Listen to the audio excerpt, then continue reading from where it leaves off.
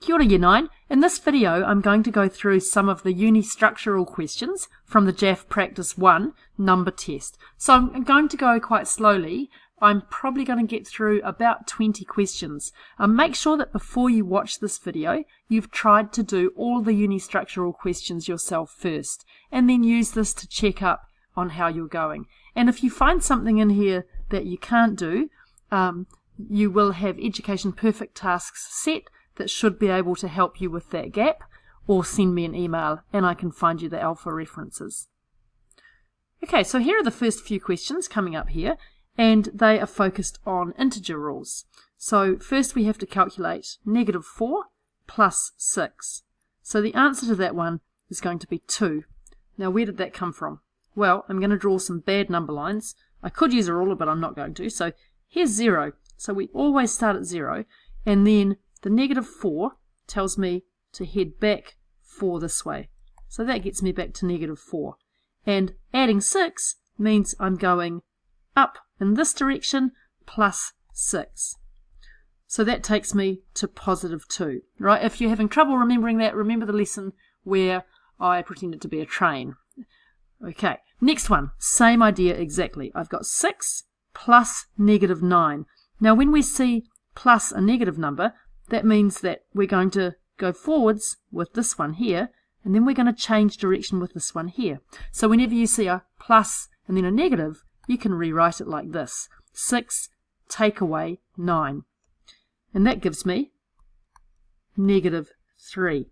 So here's the number line for that problem. I start at 0, I go forwards to 6, and then I go back 9 places. And that takes me back 6 places down to 0, and then 3 left. So I end up at -3. Now the next two I'm going to do down below, so there's a bit more space. Sorry about the background noise, guys. It's dinner happening in our house. So the next one is 8 times -7, and the answer to that is going to be -56. And that's because I've got a negative number times a positive number. Whenever we have a negative times a positive, we end up with a negative number. If you want to think about that one on a number line, you can think of it like this. Here's 0, and I've got 8 lots of -7. So the first lot of -7 goes to here, then the next lot to -14, and so on, all the way back to -56. But you don't usually think about it like that. We just remember that a negative times a positive gives me a negative number. Number 4 is back to addition and subtraction of integers. So we've got -5 minus -8. So I'll just give myself some room. Let's draw this one in a number line slowly. Again, there's going to be a number line way to do it, and then a short way to do it. So the number line way to do it goes like this. I start at 0, and I move back 5 to -5. Then the minus sign is telling me to head this way, but then the next negative sign is telling me to turn around again, change direction, and go forwards 8. Right, so that will get me to 3. The short way to do that is to remember that if I'm turning around twice, then I'm back to going forwards. So instead of having minus a negative, I've got -5, my starting number, plus 8, giving me 3. So just one more tiny example, because I can't help myself here. Suppose we had -2 minus -7. Well, we'd rewrite that as follows. We'd have -2 plus 7, and that would give me 5. Okay, on to the next ones. Right, so now we're moving on to powers and Bitmes, and then we're heading into fractions. But we've got one more integer question left. And it's the same idea as the multiplication of negatives. I've got a -28 divided by -7. So with this one, a negative divided by a negative gives me a positive. My answer is going to be 4. The other way to think about it is to say how many, that's what division means, so how many lots are there of -7 in -28. Okay, number 6 is 7 squared. So when I square a number, I times it by itself. So that's 7 times 7, which gives me 49. The same idea for number 7. 4 cubed. Cubing means I'm going to take 4 and I'm going to times it by itself 3 times. Right, so 4 to the power of 3. 4 fours are 16, times 4 more gives me 64. Now I'm going to do these other ones down below because they're getting too squashed. So number 8 is our first little case of Bitmes. So it's 9 plus 7 times 3. Bitmes tells me the order I do things in maths. And here, the first thing we hit is an addition sign. So that's very late in our Bitmesing. The first thing we do is going to be the multiplication. So this is equal to 9 plus 7 times 3, which is 21. Right, so my answer is 30. Now number 9 looks a bit strange, but probably less strange now that we've done a whole bunch of algebra. So 4 bracket 9 times 3. What does that mean? Well, we've got an invisible times sign in there. We've got 4 times bracket 9 minus 3. First thing I do in here is work out the bracket. So I have 4 times 6, and that's equal to 24. Right, now we're into some fractions problems.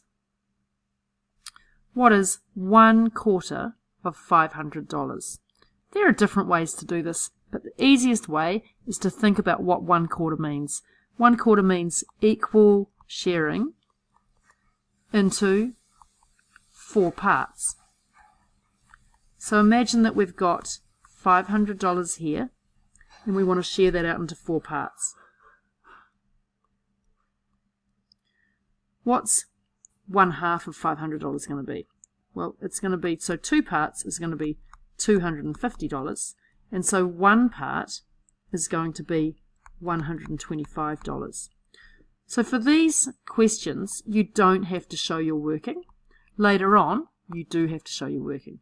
But that one, most of you are probably going to do that one in your head, right? But some of you will use halving and then halving, as you did at primary school. Right, now this next question is really important because it's the idea of equivalent fractions. And equivalent fractions help us with so many different types of problems. So we're given the first one, which is 2/5, and we're asked how many tenths is 2/5 the same as. So again, I'm going to draw a bar model here, and I'm going to divide up my 1 whole into 5 equal parts. Let's see if I can do that without making a mess. 1, 2, there. Okay, just pretend, just like you do in class, that they are exactly the same. So I've got 2 out of 5. Now, when I turn it into an equivalent fraction, I want to have it out of 10. So what am I doing to each of those individual parts? Well, to get 10, I split each of them into 2 parts. So if I go back up here, whoop, something's gone wrong. No, we don't want that.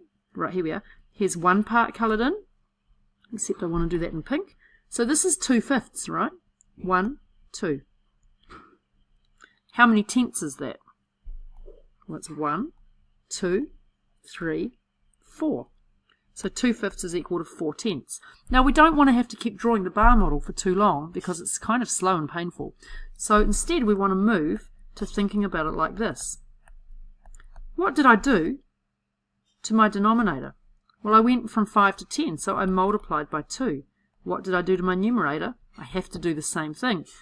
I'm splitting each one of those fifths into 2 parts. So I times the top one by 2 as well, and I get 4 tenths. Let's look at what we have to do for the rest of the question. It's the same idea, but with 15 and 20. So 2/5 is equal to how many 15ths? 5 watts of 15, 5 3s of 15. So we do the same thing to the top line or numerator. 2/5 is equal to 6/15. What about 20ths? 2/5 is equal to how many 20ths? Well, we times this by 4, so we times this by 4, and we get 8 20ths. So there you go, that's those ones done. I've just got time to do the next few questions. And these are nearly all fractions questions. So now we have to write 9/5 as a mixed fraction. Well, 9/5 we can think of as 5 plus 4/5. So I'm thinking of 5 because 1 whole has got 5/5. So my answer here is going to be 1 whole and 4/5. And that's how we write it. In this next one, we have to say what fraction is shaded. So we're going to count up how many parts there are, right? 1, 2, 3, 4, 5, 6, 7. So the shaded part is some number out of 7. How many are shaded? 1, 2, 3, 4, 5, 6. So the shaded part is 6. Whoop, something's gone wrong there. There we are, 6 sevenths. Now I have to look at that and decide if I can simplify that. In other words, is there a common factor between those two numbers? But there's not. So my final answer, I'll just write it one more time, is 6 sevenths. Alright, this one's another application of fractions. Find 1/3 of $15.90. In other words, divide this $15.90 amount by 3.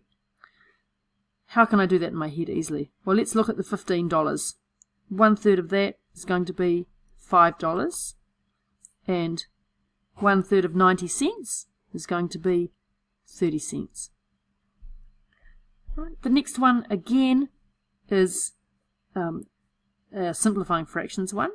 Right. It's just a lot like the earlier one. So 2 sevenths is equal to how many 35ths? What did I do to the 7? Times it by 5. What did I do to the 2? I have to do the same thing. Times it by 5, and I get 10 out of 35. Number 16 is making sure we understand the idea of a fraction in words. So we've got 5 students from a class of 30 who were late for class. What fraction of the class was late? So this is 5 out of 30.